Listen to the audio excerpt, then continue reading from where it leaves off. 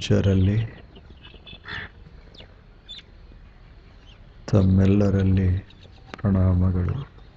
ನಾನು ತಿಳ್ಕೊಂಡಿದ್ದೆ ಈ ಮನೆಯೊಳಗಿರೋರು ನನ್ನನ್ನು ಪ್ರೀತಿಸ್ತಾರೆ ಅಂತ. ಹಣ ಬಂತು ಅಂದ್ರೆ ಯಾವ ಪ್ರೇಮವೂ ಇಲ್ಲ, ಲೌಕಿಕ. ದೇವನೇ ನಿಂದೊಂದಿಷ್ಟದ, ಈಗ ನಿನಗೂ ಬೇಕಾಗ್ಯದಲ್ಲ, ನಿನಗೂ ಬೇಕಾಗ್ಯದ, ನಿನಗೂ ಕಾಣಿಕೆ ಬೇಕಾಗ್ತದೆ, ಬಲಿ ಬೇಕಾಗ್ತದೆ. ನಿಂದದ ಈಗ ಪರೀಕ್ಷಾ. ಜಗತ್ತನ್ನೆಲ್ಲ ನಿರ್ಮಾಣ ಮಾಡಿ ಜಗತ್ತಿನಲ್ಲಿರುವ ಎಲ್ಲರನ್ನ ಪ್ರೀತಿಸೋದು ಇದು ಅವಶ್ಯ. ನಿಂದು ಗೊತ್ತಾಗ್ತದೆ ಈಗ ಅಂದ ಹುಡುಗ. ಎಷ್ಟು ಜಾಣಿದ್ದ. ಜಗತ್ತೆಲ್ಲ ಹೊಯ್ದಾಡ್ತ, ಹಣದಿಂದ ಜಗತ್ತು ಹೊಯ್ದಾಡ್ತದೆ. ನಮ್ಮ ಪ್ರೇಮ ಅಷ್ಟಕ್ಕಷ್ಟೇ ಉಳಿತದೆ, ಬಹಳ ಪರಿಮಿತವಾಗಿರ್ತದೆ. ಅದು ವ್ಯಾವಹಾರಿಕವಾಗಿರ್ತದೆ. ಅಂಥದಕ್ಕೆ ಲೌಕಿಕ ಪ್ರೇಮ. ಅದರ ಅರ್ಥ ಲೌಕಿಕ ಪ್ರೇಮ ಇರಬಾರದು ಅಂತಲ್ಲ, ಆದರೆ ಅದು ಪಾರಮಾರ್ಥಿಕ ಪ್ರೇಮಕ್ಕಿಂತ ಬಹಳ ಕಡಿಮೆ, ಕೆಳಗೆ. ನಮಗೆ ನಿಜವಾದ ಸಂತೋಷವನ್ನು ಕೊಡಬೇಕಾಗಿತ್ತು ಅಂದರೆ ಪಾರಮಾರ್ಥಿಕ ಪ್ರೇಮ. ಇನ್ನೊಂದು ಘಟನೆ ಆವಾಗ ನಡೀತು. ಅಲ್ಲಿ ಒಂದು ಕುಟುಂಬ, ಅಲ್ಲಿಯೂ 3 ಜನ ಮಕ್ಕಳು. ಮಹಾರಾಜ ಅಲ್ಲೊಬ್ಬ. ಆ ಮಹಾರಾಜನಿಗೆ ಉತ್ತರಾಧಿಕಾರಿ ಬೇಕಾಗಿತ್ತು. ಇದು ಬೇರೆ ಘಟನೆ. ಉತ್ತರಾಧಿಕಾರಿ ಬೇಕಾಗಿತ್ತು, ಅವನಿಗೆ ಮಕ್ಕಳಿರಲಿಲ್ಲ.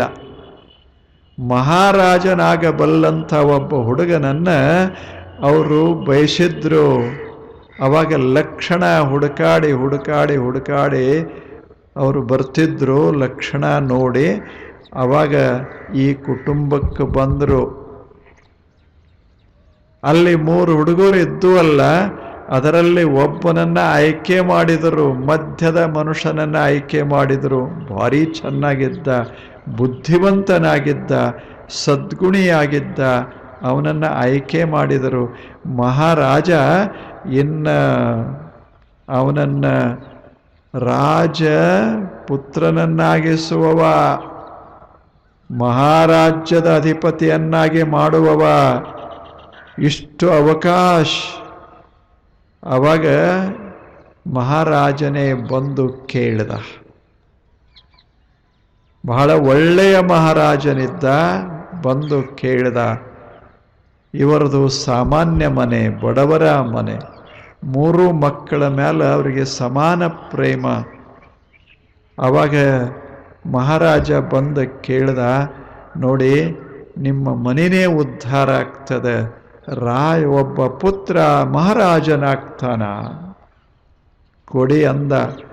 ಆವಾಗ ತಾಯಿ ಹೇಳಿದ್ಲು, ಆ ಮಕ್ಕಳ ತಾಯಿ ಹೇಳಿದ್ಲು, ನಮಗೆ 3 ಅಷ್ಟೇ. ಅದರಲ್ಲಿ ಒಬ್ಬ ಶ್ರೀಮಂತನಾಗಬೇಕು, ಇನ್ನಿಬ್ಬರು ಬಡವರಾಗಬೇಕು ಅನ್ನೋದು ನಮ್ಮ ಮನಸ್ಸಿಲ್ಲ. ಆದ್ದರಿಂದ ನಮ್ಮ ಯಾವ ಮಕ್ಕಳನ್ನು ನಿನಗೆ ಕೊಡೋದಿಲ್ಲ ಹೇಳಿ. ಈಗ ನಿಮಗೆ ಹಿಂಗೆ ಯಾರೇ ಕೇಳಿದ್ರೆ ಬಿಡ್ತೀರೇನು? ಯಾರೇ ಬಿಡ್ತಾರೇನು ಹೇಳಿ? ಎಷ್ಟು ಕಷ್ಟದ ಒಬ್ಬ ತಾಯಿ ಹೇಳೋ ರೀತಿ ಹೇಳಿ. ನೋಡಿ, ನಮಗೆ 2 3 ಅಷ್ಟೇ. ಬಡವರಾದರೂ 3 ಅಷ್ಟೇ ಬಡವರಾಗಿರಲಿ, ಶ್ರೀಮಂತರಾದರೆ 3 ಶ್ರೀಮಂತರಾಗಿರಲಿ. ಒಬ್ಬ ದೊಡ್ಡವನಾಗಿ ಇಬ್ಬರನ್ನ ಕೆಳಗಿಳಿಸೋದು ನನ್ನ ಮನಸ್ಸಿಲ್ಲ. ಆ ತಾಯಿಯ ಮನಸ್ಸೆಷ್ಟದ್ದು. ತಂದೆ ಹೇಳ್ದ, ರಾಜನಾಗ್ತಾನಲ್ಲ, ಯಾಕೆ ಕೊಡಬಾರದು ಅಂತ. ತಾಯಿ ಹೇಳಿದ್ಲು, ಅದೆಲ್ಲ ನಿಮಗೆ ಗೊತ್ತಾಗೋದಿಲ್ಲ, ನೀವು ಬಿಟ್ಟು ಬಿಡಿ, ಮಾತಾಡಬೇಡಿ. ನೀವು ಹಣದ ಕಡೆ ನೋಡಬಾರದು, ಅಧಿಕಾರ ಕಡೆ ನೋಡಬಾರದು, ಆ ಮೂವರನ್ನ ಸಮದೃಷ್ಟಿಯಿಂದ ನೋಡಬೇಕಲ್ಲ. ಇದು ಹೃದಯ. ಎಂಥ ಸುಂದರವಾದ ಹೃದಯ. ನಮಗದು ಒಪ್ಪೋದಿಲ್ಲ, ಯಾಕೆ ನಮ್ಮದು ಲೌಕಿಕ ಹೃದಯ. ಇಷ್ಟೆಲ್ಲ ಅವಕಾಶ ಇರುವಾಗ ಬಿಡ್ತಾರೆ ಅಂತ ನಮ್ಮದು. ಆದರೆ ಆ ತಾಯಿ ಹಾಗಲ್ಲ. ಏನು ಹೃದಯ, ಎಂಥ ಒಂದು ಸುಂದರವಾದ ಹೃದಯ. ಎಂಥ ಹೃದಯ ಇದು. ಇದಕ್ಕೆ ಅಲೌಕಿಕ ಪ್ರೇಮ ಅಂತ ಕರೀತಾರೆ. ಅಲೌಕಿಕ ಭಾವ. ಒಂದು ಕಡೆ ಲೌಕಿಕ, ಇನ್ನೊಂದು ಕಡೆ ಅಲೌಕಿಕ. ಎರಡು ಭಾವನೆಗಳಿವು.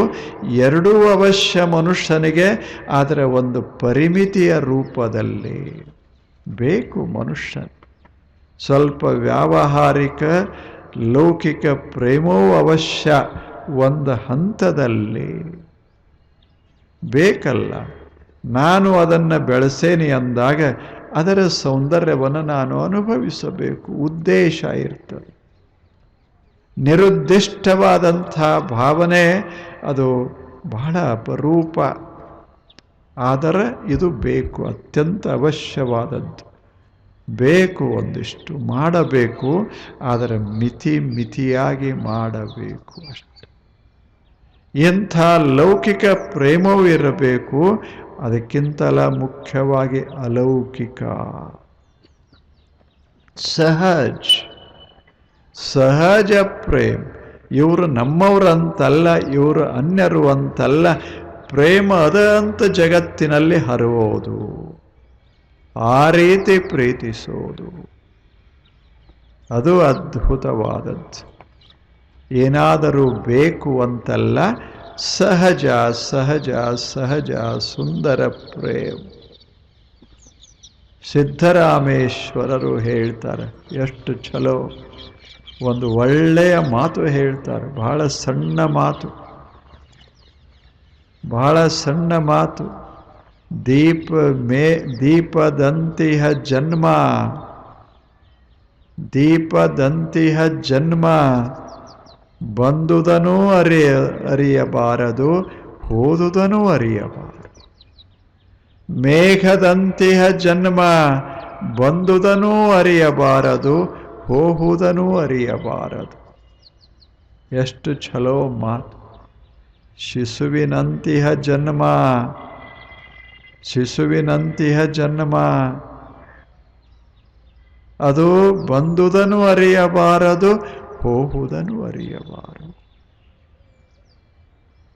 ಬಹಳ ಛಲೋ ಮೂರು ಮಾತು. ಜನ್ಮ ಹೆಂಗದ? ಮೇಘದಂಗೆ. ಜನ್ಮ ಹೇಗದ? ಸುಂದರ ದೀಪದಂಗೆ. ಜನ್ಮ ಹೇಗದ? ಇದೇ ಈಗ ಹುಟ್ಟಿದ ಮಗುವಿನಂಗೆ. ಯಾವಾಗ ಇರ್ತಾವ ಯಾವಾಗ ಹೋಗ್ತಾವ ಗೊತ್ತಿಲ್ಲ, ಆದರೆ ಇರೋವರೆಗೆ ಎಷ್ಟು ಸುಂದರವಾಗಿರ್ತಾವ ಹೇಳಿ. ದೀಪ ಉರಿತಾ ಇರುವವರೆಗೆ ಎಷ್ಟು ಪ್ರಕಾಶವನ್ನು ಕೊಡ್ತದೆ. ಇನ್ನೊಂದು ಕ್ಷಣಕ್ಕೆ ಹೋಗ್ತದೋ ಇಲ್ಲೋ ಪ್ರಶ್ನೆ ಅಲ್ಲ, ಇರ್ತದೆ.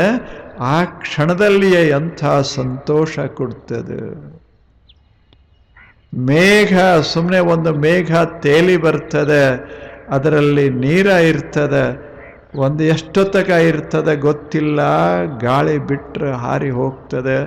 ಆದರೆ ಇರೋ ಕಾಲಾವಧಿಯೊಳಗೆ ಸ್ವಚ್ಛ ತಿಳಿ ತಂಪಾದ ನೀರಿನ ಬಿಂದುಗಳನ್ನು ಹರಿಸ್ತದೆ.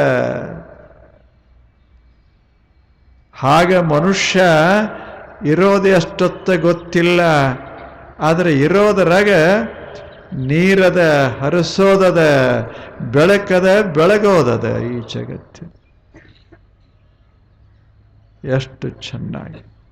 ಯಾಕೆ ದೀಪ ಉರಿತದ? ಏನೂ ಅದಕ್ಕೆ ಉದ್ದೇಶ ಇಲ್ಲ, ದೀಪದ ಉರಿತದ ಅಷ್ಟೆ. ಮೇಘ ಯಾಕೆ ಮಳೆ ಸುರಿಸ್ತದ? ಏನೋ ನಿರೀಕ್ಷೆ ಅಂತಲ್ಲ, ನಾವೇನ್ರೆ ಕೊಡಬೇಕು ಅಂತ ಅದಕ್ಕೇನೂ ಇಲ್ಲ, ಸುಮ್ಮನೆ ನೀರದ ಸುರಿಸ್ತದೆ. ಅದರಾಗ ಅದಕ್ಕೆ ಆನಂದದ 4 ಕ್ಷಣ ಇದ್ರೇನಾಯಿತು, ಅದರ ಜೀವನದಲ್ಲಿ ಅದೊಂದು ಅನುಭವ. ಒಂದು ವೇಳೆ ಅವು ಎಲ್ಲ ನಿರೀಕ್ಷೆ ಮಾಡಕ್ಕೆ ಶುರು ಮಾಡಿದರೆ ಗತಿ ಏನಾದೀತು? ಮೇಘ ನನಗೇನು ಕೊಡ್ತೀರಿ ಅಂತ ಕೇಳಿದ ಮಳೆ ಸುರಿಸೋದಾಯಿತು ಅಂದರೆ ಮುಗ್ದ ಹೋಯಿತು. ಹೇಳಿ, ಸೂರ್ಯ ನಾನು ಬೆಳಕು ಕೊಡಬೇಕಾದ್ರೆ ನನಗೆ ಬಿಲ್ ಕೊಡಬೇಕು ನೀವು ಅಂತ ಅದ ಏನ್ರ ಸೂರ್ಯ ಹೇಳ್ದ, ನಿಮ್ದು ಯಾವ ಬಿಲ್ ಹೇಳಿ? ಬರೇ ಒಂದು 4 ಬಲ್ಬ್ ಹಾಕಿದ್ರೆ ಕಿಸೆ ಖಾಲಿ ಆಗ್ತದೆ. ಇಷ್ಟೆಲ್ಲ ಪ್ರಕಾಶ, ಲಕ್ಷಾಂತರ ಕೋಟ್ಯಂತರ ವರ್ಷ ಇಂಥವ್ರ ಮನ್ಯಾಗ ಅಂತಲ್ಲ, ಮಲಗದವ್ರ ಮನ್ಯಾಗ ಬೆಳಕ, ಎದ್ದವ್ರ ಮನ್ಯಾಗ ಬೆಳಕ, ಜಗಳ ಮಾಡೋವ್ರ ಮನ್ಯಾಗ ಬೆಳಕ, ಧ್ಯಾನ ಮಾಡೋವ್ರ ಮನ್ಯಾಗ ಬೆಳಕ, ಬೆಳಕೇ ಬೆಳಕ. ಆದರೆ ಒಂದು ನಿರೀಕ್ಷೆ ಇಲ್ಲ, ಒಂದು ದುಡ್ಡಿನ ನಿರೀಕ್ಷೆ ಇಲ್ಲ. ನಿಸರ್ಗ ಎಷ್ಟು ಅದ್ಭುತ ಕೆಲಸ ಮಾಡ್ಯ. ಇದು ಅಲೌಕಿಕ ಪ್ರೇಮ. ಮನುಷ್ಯನ ಪ್ರೇಮ ಹೆಂಗಿರಬೇಕು ಅಂದ್ರೆ ದೀಪ ಉರದಂಗೆ, ಮೇಘ ಸುರದಂಗೆ, ಗಾಳಿ ಬೀಸದಂಗೆ, ಹೂ ಅರಳದಂಗೆ ಮನುಷ್ಯನ ಪ್ರೇಮ ಇತ್ತು ಅಂದರೆ ಅದೇ ಸದ್ಭಾವ ಯೋಗ. ಎಷ್ಟು ಛಲೋ ಅದ. ನಿಸರ್ಗೆಲ್ಲ ಹಾಗೆ ಮಾಡ್ತದೆ. ನಿಸರ್ಗ ಏನರೇ ನಮಗೇನರೇ ಕೇಳ್ತದೇನು? ಮನುಷ್ಯನೇ ನನ್ನ ಮೇಲೆ ಮಲಗ್ತಿ, ನನ್ನನ್ನು ಬಳಸಿಕೊಳ್ತಿ, ನನ್ನ ಮೇಲೆ ಬದುಕ್ತಿ, ನನಗೇನು ಕೊಡ್ತಿ ಅಂತ ಭೂಮಿ ಕೇಳಿದರೆ ಕೊಡೋದೇನು? ಅದೇನು ಮಾಡೋದಿಲ್ಲ. ಒಂದು ಚಕಾರ ಶಬ್ದ ಇಲ್ಲ, ಮೌನ. ದುಡಿ ಪಡಿ. ಯಾರು ಬೆವರ ಸುರಿಸ್ತಾರೆ ಅವ್ರಿಗೆ ಸಂಪತ್ತು, ಇದು ಭೂಮಿ. ಯಾರು ಕಣ್ಣು ತೆರೀತಾರೆ ಸೌಂದರ್ಯ, ಇದು ನಿಸರ್ಗ. ಒಬ್ಬರಿಗೆ ಕಪ್ಪಾಗಿ ಕಾಣೋದು, ಒಬ್ಬರಿಗೆ ಕೆಂಪಾಗಿ ಕಾಣೋದು, ಹೀಗೇನ್ರೆ ಭೂಗಳು ಮಾಡ್ತವೆ. ಯಾವುದಿಲ್ಲ, ಕೆಟ್ಟವ್ರಿರ್ರಿ, ಚಲೋವ್ರಿರ್ರಿ, ಕೊಡ್ರಿ, ತಗೊಳ್ರಿ, ಬಿಡ್ರಿ, ಪ್ರಶ್ನೆ ಇಲ್ಲ. ನನ್ನಲ್ಲಿ ಸೌಂದರ್ಯ ಅದ, ನೀವು ಕಣ್ಣು ತೆರೀರಿ. ನಿಮ್ಮ ಮನಸ್ಸು ಛಲೋ ಇರಲಿ, ನಿಮ್ಮ ಮನಸ್ಸಿನಲ್ಲಿ ನಾನು ಸೌಂದರ್ಯ ತುಂಬುತ್ತೀನಿ ಅಂತ ಪ್ರತಿಯೊಂದು ಹೂವ. ಹೀಗ ನಿಸರ್ಗವೇ ಪಾರಮಾರ್ಥಿಕ ಸೌಖ್ಯವನ್ನು ಕೊಡುವಾಗ, ಪಾರಮಾರ್ಥಿಕ ಪ್ರೇಮವನ್ನು ಹರುತ್ತಾ ಇರುವಾಗ ಮನುಷ್ಯನೇ ಅದನ್ನು ಒಂದಿಷ್ಟು ಕಲ್ಕೋ ಇರಬೇಕು. ಲೌಕಿಕನೂ ಇರಬೇಕು ಒಂದಿಷ್ಟು. ಅದರ ಗುಣ ಅದಕ್ಕಿಂತ ಮಹತ್ವದ್ದು ಅಲೌಕಿಕವಾದ ಸುಂದರ ಪ್ರೇಮವೂ ಇರಬೇಕು ಎದೆಯೊಳಗ.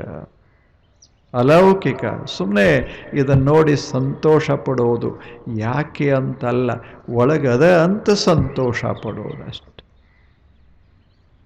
ಒಳಗದ ಅಂತ ಸಂತೋಷ ಪಡುವುದು ಇಲ್ಲವೇನು? ಒಳಗೆ ತುಂಬಿದ ಬಳಿಕ ಕೆಟ್ಟ ಕಲ್ಪನೆಗಳು ಯಾಕೆ ಬರ್ತಾವ? ಒಳಗದು ತುಂಬಿದ ಬಳಿಕ ಜಗತ್ತಿನ ಈ ದರ್ಶನ ಯಾಕೆ ದುಃಖವನ್ನು ಉಂಟು ಮಾಡ್ತದೆ ಹೇಳಿ? ಅದು ಎದೆಯೊಳಗೆ ತುಂಬಿತು ಅಂದರೆ ಜಗತ್ತೇ ಸುಂದರವಾಗಿ, ಸತ್ಯಂ ಶಿವಂ ಸುಂದರಂ ಇದು ಇದ್ರೆ ಸತ್ಯದ ದರ್ಶನ ಉಂಟಾಗ್ತದೆ ವಿಶ್ವದಲ್ಲಿಯೇ. ಇದು ಇತ್ತು ಅಂದರೆ ಶಿವಂ ಪ್ರಶಾಂತಿಯ ಅನುಭವ ಬರ್ತದೆ. ಇದು ಇತ್ತು ಅಂದರೆ ಜಗತ್ತೆಲ್ಲ ಸುಂದರವಾಗಿ ಕಾಣಕ್ಕೆ ಶುರುವಾಗ್ತದೆ. ಇದು ಬಹಳ ಮಹತ್ವದ್ದು. ಇಲ್ಲಿ ತುಂಬಿತು ಇದು ಪಾರಮಾರ್ಥಿಕ ಪ್ರೇಮ. ಇದು ಅಲೌಕಿಕವಾದಂಥ ಪ್ರೇಮ. ಲೌಕಿಕ ಎಷ್ಟು ಮಹತ್ವದ್ದೋ ಅದರ 100 ಪಾಲು ಅಲೌಕಿಕ ಬಹಳ ಮಹತ್ವದ್ದು. ಸುಮ್ಮನೆ ಈ ಜಗತ್ತನ್ನು ನೋಡಿ ಸಂತೋಷ ಪಡುವ. ಈಗ ಹೋಗ್ತೇವೆ, ಪ್ರವಾಸ ಮಾಡಲಿಕ್ಕೆ ಹೋಗ್ತೇವೆ ಅಂತ ಇಟ್ಕೊಳ್ಳಿ. ನಮ್ಮ ಹೊಲ, ಅದರಾಗ ನಮ್ಮ ಗಿಡಗಳು, ನಮ್ಮ ಹಣ್ಣು ಹಂಪಲ ನೋಡಿದಾಗ ಭಾರಿ ಸಂತೋಷ. ಇನ್ನೊಬ್ಬರ ಹೊಲ ನೋಡ್ತೇವಿ, ಅಲ್ಲಿಯೂ ಅಷ್ಟೇ ಬೆಳೆದಾವ, ಆದರೆ ಅದು ಅಷ್ಟು ನಮ್ಮ ತಲೆಗೆ ಹಾಕು. ನಮ್ಮದಂತ ಅನ್ನೋದೇ ನಮಗೆ ಪ್ರೇಮಕ್ಕೆ ಕಾರಣ ಆಗ್ತಿತ್ತು ಅಂದರೆ ಇದನ್ನು ನೋಡಿದರೆ ಸಂತೋಷ ಅಷ್ಟಾಗೋದಿಲ್ಲ, ಅಷ್ಟು ಸಂತೋಷ ಆಗೋದಿಲ್ಲ. ಈಗೆಲ್ಲೇನು ಒಂದು ಉದ್ಘಾಟನಾ ಅಂತ ಮಾಡ್ತೇವೆ, ಮನಿ ಶಾಂತಿ ಅಂತ ಮಾಡ್ತೇವೆ, ಮನೆಯ ಉದ್ಘಾಟನೆ, ಹೊಸ ಮನೆ ಉದ್ಘಾಟನಾ ಮಾಡ್ತೇವೆ. ಮಾಡುವಾಗ ಜನ ಬರ್ತಾರೆ ಮನೆಗೆ, ಆಮಂತ್ರಣ ಕೊಟ್ಟು ಕರೆಸ್ತೇವೆ. ಅವ್ರಿಗೆಲ್ಲ ಉಣ್ಣಾಕ ತಿನ್ನಾಕ ಎಲ್ಲ ತಯಾರ ಮಾಡಿರ್ತೇವೆ. ಅವ ಬಂದಾವ ಈ ಮನೆ ನೋಡಿ ನಮ್ಮ ಮನೆಯಾಗ ಏನೇನು ಕೊರತೆ ಅದಾವಂತ ಅವ ತಲೆಗೆ ಹಾಕ್ಕೊಂಡ ಹೋಯ್ತು. ಇದನ್ನು ನೋಡಿದ್ರೆ ಸಂತೋಷ ಆಗೋದಿಲ್ಲ, ಅವನಿಗೆ ಸಂತೋಷ ಆಗೋದಿಲ್ಲ.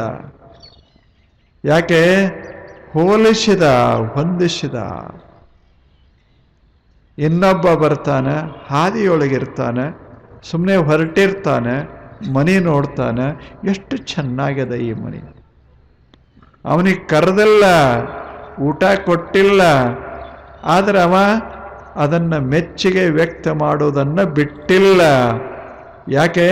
ಅವಾಗ ಕಾಣಿಸ್ತದ, ನಂದು ಅನ್ಯರ್ದ ಅಂತಿಲ್ಲ, ಇವರು ಕರಿಬೇಕು ಬಿಡಬೇಕು ಅಂತಿಲ್ಲ. ಸೌಂದರ್ಯವನ್ನು ಕಾಣುವ ಕಣ್ಣ ಇತ್ತು ಅಂದರೆ ನೈಜವಾದ ಸೌಂದರ್ಯ ಕಾಣಕ್ಕೆ ಶುರುವಾಗ್ತದೆ. ಅಂಥವರೇ ಕವಿಗಳು, ಅಂಥವರೇ ಋಷಿಗಳು, ಅವರೇ ಪರಮ ಪ್ರೇಮಳ ಸಂತರು. ಅವರ ಹೃದಯದಲ್ಲಿ ಮಧುರತೆ ಇರ್ತದೆ ವಿನಃ ಬೇರೆ ಯಾವುದೂ ಇರೋದಿಲ್ಲ.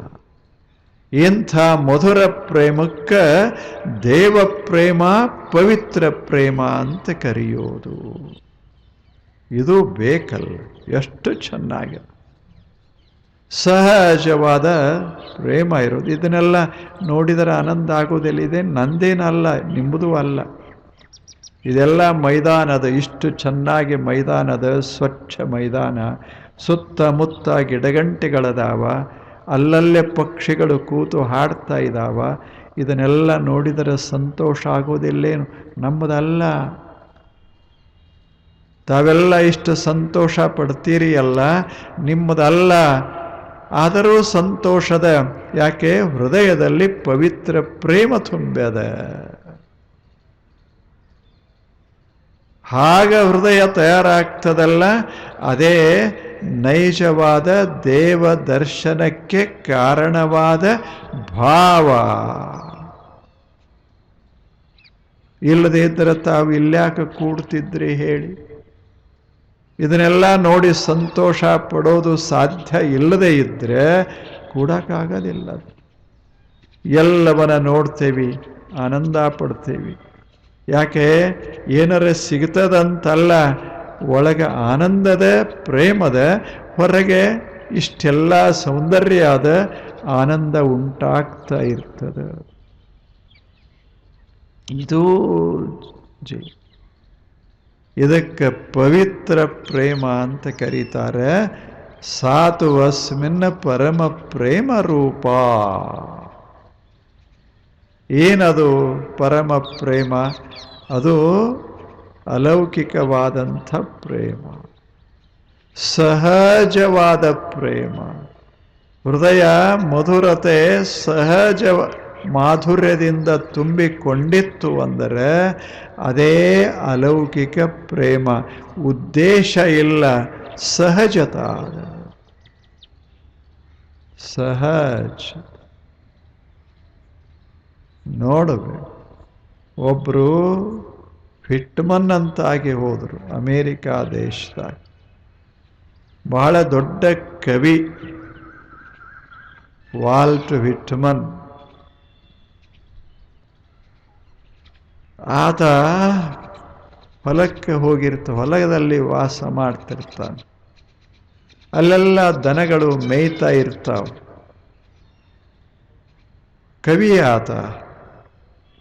ಅಲ್ಲಿ ಒಂದು ಮನೆ, ಆ ಮನೆಯಲ್ಲಿ ವಾಸ ಮಾಡ್ತಾನೆ. ಸುತ್ತಮುತ್ತ ಎಲ್ಲ ದೊಡ್ಡ ತೋಟ, ಅದರಲ್ಲಿ ಪ್ರಾಣಿಗಳೆಲ್ಲ, ಆಕಳುಗಳು ಎಲ್ಲ ಮೇಯ್ತಾ ಇರ್ತಾವ. ಅವುಗಳನ್ನು ನೋಡ್ತಾ ಇರ್ತಾನೆ. ಆತ ಹೇಳ್ತಾನೆ, ಏನು ಸಂತೋಷ ಇದು, ಒಂದರೆ ಆಕಳದ ಮುಖದ ಮ್ಯಾಲ ದುಃಖ ಸ್ವಚ್ಛಂದವಾಗ್ಯದಾವ, ಅವು ತಿಂತಾವ, ಮುಖದ ಮ್ಯಾಲ ಪ್ರಸನ್ನತ, ಎಷ್ಟೆಂಥ ಮೌನ, ಪ್ರಸನ್ನವಾದ ಮೌನ, ಸುಖದ ಮೌನ. ಅವು ಹೀಗೆ ನೆರಳಲ್ಲಿ ಹೀಗೆ ಕೂತು ಅಂದರೆ ಕಣ್ಣು ಮುಚ್ಚಿ ಮೆಲಕ್ ಹಾಕ್ತಿರ್ತಾವಲ್ಲ, ಎಂಥ ಅದ್ಭುತ.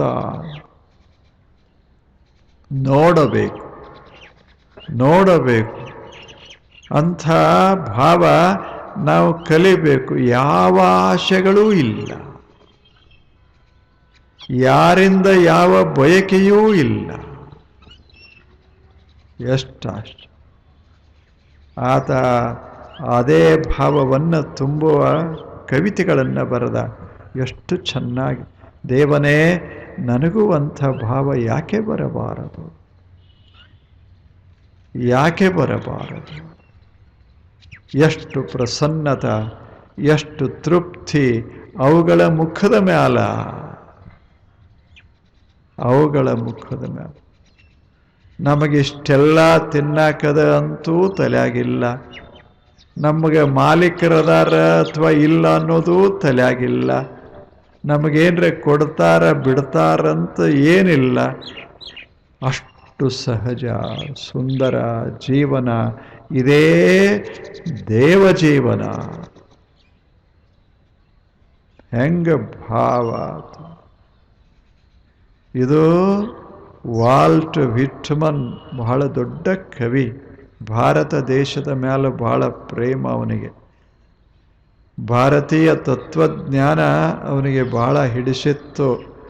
ಅದರಾಗ ಅವನಿಗೆ ಹೆಚ್ಚು ಹಿಡಿಸಿದ್ದು ಯಾವುದು ಅಂದರೆ, ಎಲ್ಲವೂ ಬ್ರಹ್ಮಮಯ, ದೇವಮಯ, ಶಿವಮಯ ಅಂತ ಭಾರತೀಯರು ಹೇಳ್ತಾರಲ್ಲ, ಎಷ್ಟು ಅದ್ಭುತದ ಈ ಮಾತು ಒಂದಿದೆ.